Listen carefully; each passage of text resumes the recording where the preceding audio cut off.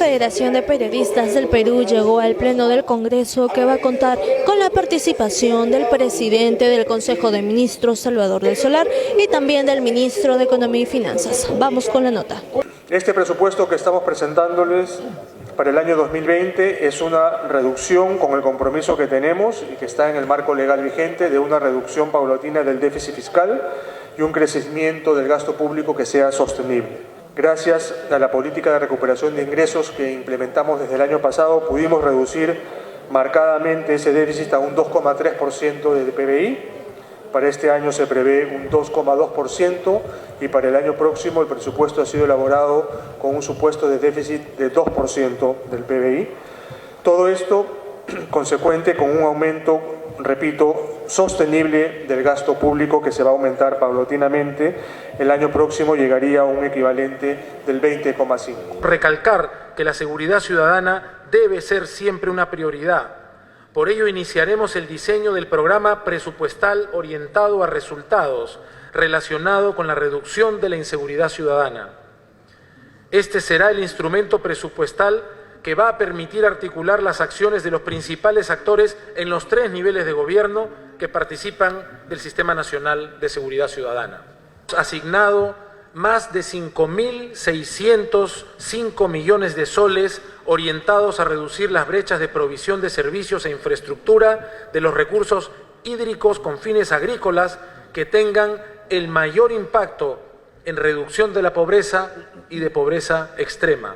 También en el Pleno, diversos parlamentarios se pronunciaron sobre problemáticas que vienen observando en diferentes gestiones. Una de ellas, en la que hizo hincapié el congresista Gilbert Violeta, fue sobre el agua y saneamiento. Presidente del Congreso, hemos dicho que un eje fundamental de este gobierno que nos propusimos al inicio del quinquenio era la atención en agua y saneamiento, que el eje principal, nuestra principal bandera de gobierno, y se iba a centrar en que para el año 2021 íbamos a tener una cobertura de 100% para los centros urbanos en materia de agua y saneamiento, y que íbamos a bordear el 90% de cobertura en el sector rural.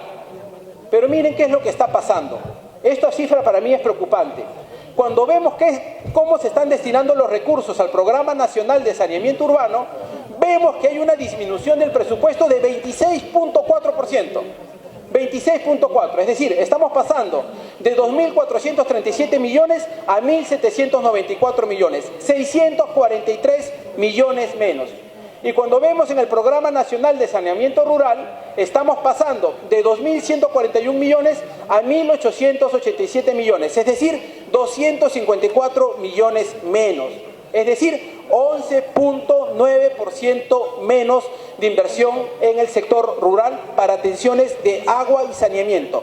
Menos obras de agua y saneamiento en el sector urbano, menos obras de agua y saneamiento en el sector rural. Por otro lado, la diputada Indira Wilca se refirió duramente a la economía que tiene nuestro país. Quisiéramos en todo caso primero reseñar algunas características del presupuesto. ¿En qué contexto llega un presupuesto como este en un momento de crisis para el país, presidente? En primer lugar, creo que hay que ser muy francos en señalar que estamos en un contexto desfavorable. Entonces creemos que no es un asunto de mala gestión. Estamos sinceramente en un escenario de crisis, no solamente a nivel internacional, sino una crisis de este modelo económico. Este modelo económico que ya lo hemos señalado está intrínsecamente vinculado a la corrupción, a la mega corrupción en nuestro país. Esa gran corrupción que ha hecho que tengamos todos los presidentes de la era democrática implicados en hechos de corrupción, uno tras otro, y probablemente tengamos implicados también a todos sus ministros de Economía en temas de corrupción. Y ese mismo modelo es el que se nos pretende presentar para esta etapa nueva del país. Y eso es lo que ha venido suscitando en el Pleno del Congreso, con la participación de diferentes parlamentarios. Informó para la Federación de Periodistas del Perú, Nadia Aguilar, con las imágenes de Abraham Acosta.